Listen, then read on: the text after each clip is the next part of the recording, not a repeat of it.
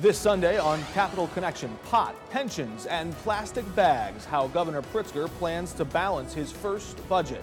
This is a constrained budget, more austere than I would like. But can this Democratic governor deliver on his promise to win Republican votes on new taxes, as GOP leaders give a guarded reaction? All I saw and heard was more spending. It concerns me, the heavy emphasis on raising taxes. And a budget recap from budget negotiator and Democratic Senator Andy Manar, who was key in the education funding fight. We'll ask him why Governor Pritzker wants to change a part of that deal. And Republican Senator Jason Barrickman joining us to talk about the marijuana approach.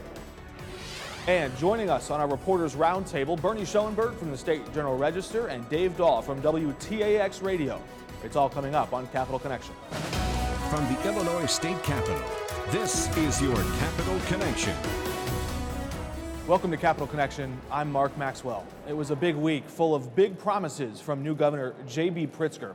Early in the week, he started off by signing that bill to raise the minimum wage up to $15 an hour by 2025.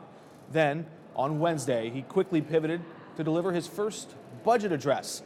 It was part budget address, part state of the state, and part campaign speech, if you will, with many recurring themes that we heard from the campaign trail, some of his best hits.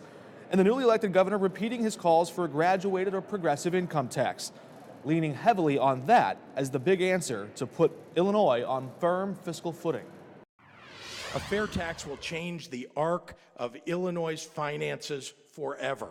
Governor J.B. Pritzker's first budget proposal banks heavily on his campaign promise to pass a progressive income tax. But that remains at least 2 years away, and it's no guarantee. Until then, this proposed budget serves as a bridge to a stable fiscal future. Pritzker acknowledges that bridge starts out in a huge fiscal hole. Illinois is faced with a $3.2 billion budget deficit and a $15 billion debt from unpaid bills. And this new governor made sure to point a finger of blame at his predecessor. During a time of unprecedented economic growth across the country, we lost 4 valuable years because of an ideological battle. That stops now. Pritzker's new budget calls for increases in early childhood education, K through 12, higher ed, community colleges, and MAP grants, plus hundreds of millions in human services for children, seniors, and the homeless. State police and the Department of Corrections get upgrades in the governor's new budget as well. But how will he pay for these promises? $20 million in proposed taxes on plastic bags, more than $200 million in taxes on sports gambling, $170 million taxing marijuana, an extra $55 million in cigarette taxes, and an estimated $390 million tax on private health insurance companies that handle Medicaid patients. And then there's the biggest math problem of them all, the ballooning pension debt. In addition to selling off state assets and borrowing money, Pritzker offered these ideas. We will make the optional retiree buyout program permanent, and we will smooth the pension ramp by modestly extending it. You may have heard those before. They're old ideas, part Rauner and part Blagojevich. Plus, Pritzker's new ingredient, the progressive income tax. Ultimately, the fair tax must be part of the long-term solution to our pensions. And joining us now for their insight and analysis on Governor Pritzker's first budget address, our Reporters Roundtable, Bernie Schoenburg from the State Journal Register and Dave Dahl from WTAX. Good to have you both with us. Thank you. Dave, what'd you make of Governor Pritzker's address there? Specifically, he invoked the inspirational tones of a former governor during that Great Depression era, sort of saying that maybe we're in some dark financial times, but there's a road forward. Well, I think it was an appropriate tone. I think people are looking for something new. That's why Illinois voted him in and the last governor out. He, as expected, beat the drum loud and hard for the graduated income tax, which he calls a fair tax. Of course, that's going to be a long game, a couple of years to gain victory on, if indeed he is to gain victory on. And I also note that the budget seems to rely on a lot of revenues that are from programs we don't have yet. Recreational marijuana, sports betting. They're going to have to run those bills through there if they're going to get the money for them, obviously. And he said if we don't get those taxes, if we don't get that revenue, the alternative is a 4% cut to the operating budget across state agencies, barring a few exceptions. Right. And that's, a difficult thing. He was trying to say, I'm being realistic, I'm not going to fudge on the numbers like some might have. I'm not going for pie in the sky. It was interesting, Governor Pritzker did visit the State Journal-Register's editorial board after the speech. I'm not on the board, but I get to watch. He did say he wants the legislature to pass this year the constitutional amendment to get it on the ballot in 2020 to say that we should have a progressive income tax, because how can you do, for example, an infrastructure plan if you don't do that first? So he is pushing for that. He'll push it this year.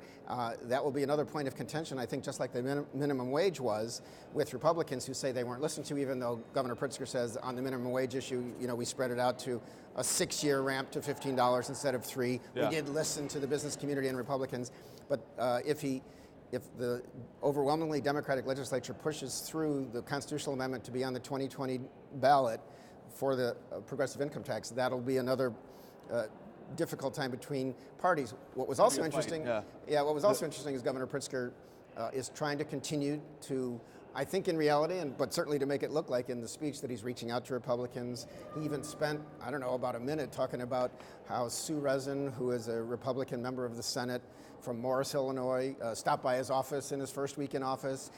She said they spent a good 20 minutes talking. He talked about what he learned about her family life, her background doing charity work, and as a busy mom of 4, how does she even have time for this? I'm so impressed. So he was doing a shout out. I asked her afterwards, did you feel like he was just using you and she said, no, it's good to have good relationships with people. Sure. That's how you get things done. So I think he's still trying to maintain that. The leaders of the Republicans in the House and Senate, Bill Brady, Jim Durkin, both had moderately positive attitudes, saying we know he seems to be listening to us, even though we disagree on a lot of things. We'll see how far that gets. It was interesting to see him right out of the box say J.B.'s another Blagojevich.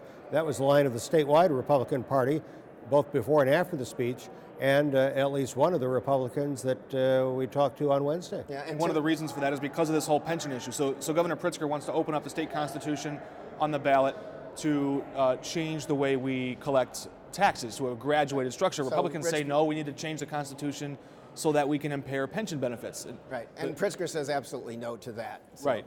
It is interesting. Tim Butler is a state representative from Springfield and did say it's just like Blagojevich.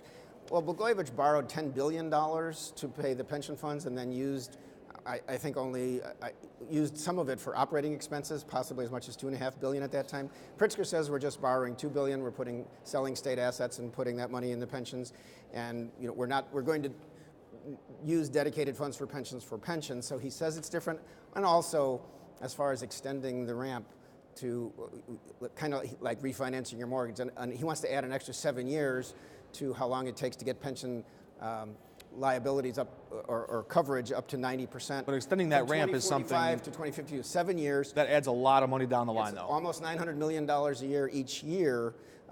They would have more to spend, but yes, it's kicking the can down the road according to the Republicans. So that's where the Blagojevich idea comes in. Dave, final word. Look where Blagojevich is now.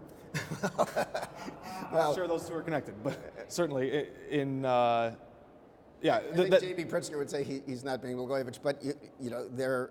Well, Governor Blagojevich did take pension holidays, and he did extend the ramp. This is extending the ramp. Holiday is like not paying almost anything in a year and borrowing $10 billion one year. So there is a difference. Pritzker made the point at the editorial board that we're going to have to pay, I think it's like $19 billion in 2045, and then the next year it drops to like $3 billion. He thinks if you smooth that out at the end, that's at least their argument. Yeah. I'm sure there are arguments on both sides. But maybe he's basically saying, we are not being unreasonable in a 7-year extension. But maybe no surprise that Republicans know that the word Blagojevich is toxic in itself, and they can sort of use that as a bit of a cudgel against this governor. Yeah, that's what they like about it. It's its own problem. But what Bernie said, it'll be interesting to see how long Pritzker and the people are able to stick with the plan, a long plan. If Pritzker serves, say, 8 years, Illinois is still not going to be out of this mess 8 years from now. They're going to need to pick their way out and try to stick to it if they're going to get us out. All right, it's a big gamble on pensions and that progressive income tax. All of that would have to come down the road. Bernie and Dave, we're going to have to leave it there for now. Thank you for joining us. Senator Andy Minar, who helps Democrats negotiate the budget-making process, will join us next to give us his recap of what he heard from the governor on Wednesday.